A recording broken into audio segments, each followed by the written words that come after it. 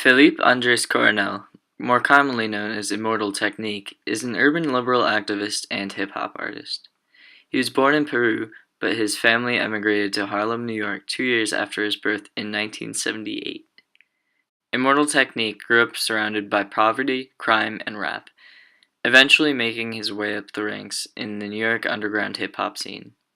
He sold his mixtapes at events, never succumbing to a big record deal with corrupt record labels. Raising out of the underground hip-hop scene, Tech released his album Revolutionary Volume 1 September 14, 2001. This outlined his democratic socialist agenda in vivid, yet complex metaphoric detail. Tech has formed his rhetoric around his upbringing in Harlem, New York. He acts as a spokesman for Latin Americans and blacks living in poverty, with harsh lyrics and strong opinions.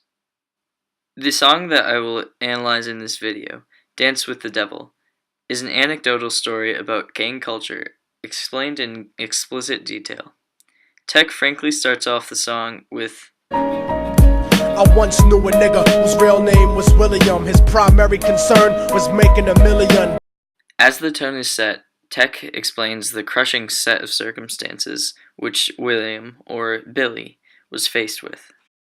A corrupted young mind at the age of 13. Nigga never had a father and his mom was a fiend. She put the pipe down, but for every year she was sober. Her son's heart simultaneously grew colder. He started hanging out, selling bags in the projects. He was fascinated by material objects, but he understood money never bought respect. A feeble-minded young man with infinite potential, the product of a ghetto-bred capitalistic mental. Tech's socialist beliefs are clearly stated in this vicarious exploration of a single man who is one of many ghetto-bred adolescents in similar situations.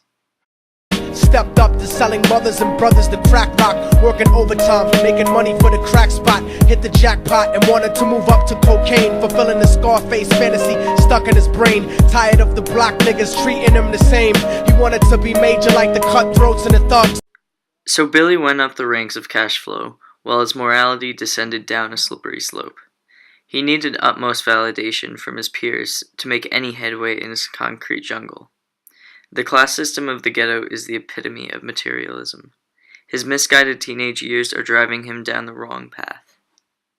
Billy realized that these men were well guarded, and they wanted to test him before business started. Suggested raping a bitch to prove he was cold-hearted. So now he had a choice between going back to his life or making money with made men. Up in the sight, his dreams about cars and ice made him agree a hardcore nigga is all he ever wanted to be. And so he met them Friday night at 2:45. This decision, driven by his ghetto-bred materialism, was a cry for acceptance among his peers. This pursuit was affected by peer pressure and the idolization of criminality in the ghetto. So Billy has arranged to participate in a gang rape of an unknown woman. This process is described in the following verse with brutal detail. The story is continued with, when they were done and she was lying bloody, broken and bruised, one of them niggas pulled out a brand new 22. They told him that she was a witness for what she'd gone through, and if he killed her, he was guaranteed a spot in the crew. He thought about it for a minute, she was practically dead, and so he leaned over and put the gun right to her head. At this pinnacle of the story, Billy's fate hangs in the balance, and of course the life of this woman who is portrayed as nothing more than an unlucky sacrifice. I'm falling and I can't turn back. I'm falling and I can't turn back. This interlude is vital to the story arc. It is an excerpt from the song Shook Ones by Mobb Deep, one of the pioneers of gangster rap. This lyric indicates the commitment that Billy has made to this lifestyle, and the downward spiral he is heading further into, a metaphor that soon turns literal.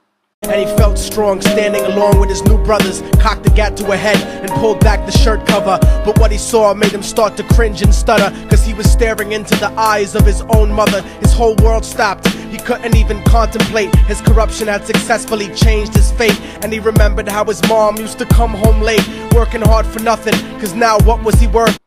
This line emphasizes the underlying theme of generational poverty in the ghetto. Immortal Technique makes his point that the plight of blacks and Latin Americans living in poverty cannot be helped. There seems to be some intangible barrier, cultural or spiritual, that is keeping them behind in society. And right then he knew what it was to be empty and cold, and so he jumped off the roof and died with no soul. They say death takes you to a better place, but I doubt it. After that they killed his mother and never spoke about it. And listen, cause the story that I'm telling is true, cause I was there with Billy Jacobs and I raped his mom too. With some bombshell plot twists, we experience the death of Billy and learn that Immortal Technique was an accomplice to this murder. However, in a later interview, he states that it was a true story that he inserted himself into. The publishing of this song made it an urban legend. The message of this song is often lost due to shock value. Immortal Technique said the song is supposed to show how the Latin American and black community is destroying their women, and in turn, destroying themselves. The devil grows inside the hearts of the selfish and wicked. White, brown, yellow, and black color is not restricted. You have a self-destructive destiny when you're inflicted, and you'll be one of God's children that fell from the top. There's no diversity because we're burning in the melting pot. So when the devil wants to dance with you, you better say never, because a dance with the devil might last you forever. The closing words of this song give a complicated summary of the views that Immortal Technique has. His comments on race are an important part of his thesis. He is saying how the melting pot of the United States is not advantageous to us. To understand the origin of these beliefs, Immortal Technique's home of Harlem was being quickly transformed at the time of this song's production, from the late 1990s to the early 2000s. The racial composition of Harlem was turning from black to white, so this particular lyric is referring to the disillusionment of immigrants and people of color. The cultural freedom that the black community once had is being suppressed by gentrification, so the neighborhood is not so welcoming to immigrants as it once was. Corruption is not a product of race. This idea is further explained in another song of his, The Poverty of Philosophy, where he states that poverty has nothing to do with culture or heritage, and that classism is the real problem in America, not racism. These ideas all support Immortal Technique's socialist rhetoric. Even looking at the names of his songs, such as Peruvian Cocaine, Rich Man's World, and Industrial Revolution, which cover the exploitation of poor people of the world, they are all forms to promote his socialist agenda. His song, The Poverty of Philosophy, is a direct reference to a book of the same name by Karl Marx. After a holistic look at Tech's political beliefs, it gives a new perspective of the thug that you may have heard during the song. My favorite feature of this song and message in general is the medium. Hip-hop allows ideas to flow freely with speed. The message is condensed so much that it can spread ideas quicker than a speech. In this clip playing, Tech is performing a speech, but it looks almost identical to a musical performance. We are the movement. You can't buy all of us. You can't step on all of us.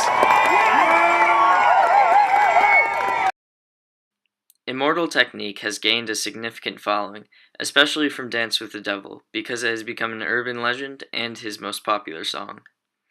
This song has helped reach those ghetto-bred adolescents and give them a new perspective.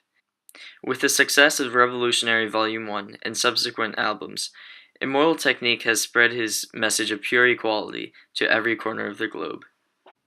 He has been working to fund an orphanage in Kabul, Afghanistan, through the NGO Omid International. By doing benefit concerts and from the sales of his CD, The Third World, he has raised $50,000 for the project. Tech is a good example for others of a similar background to follow. He escaped from the ghetto by speaking about his life and his beliefs. He is a product of his environment and has made something of himself despite the overwhelming adversity of poverty and racism.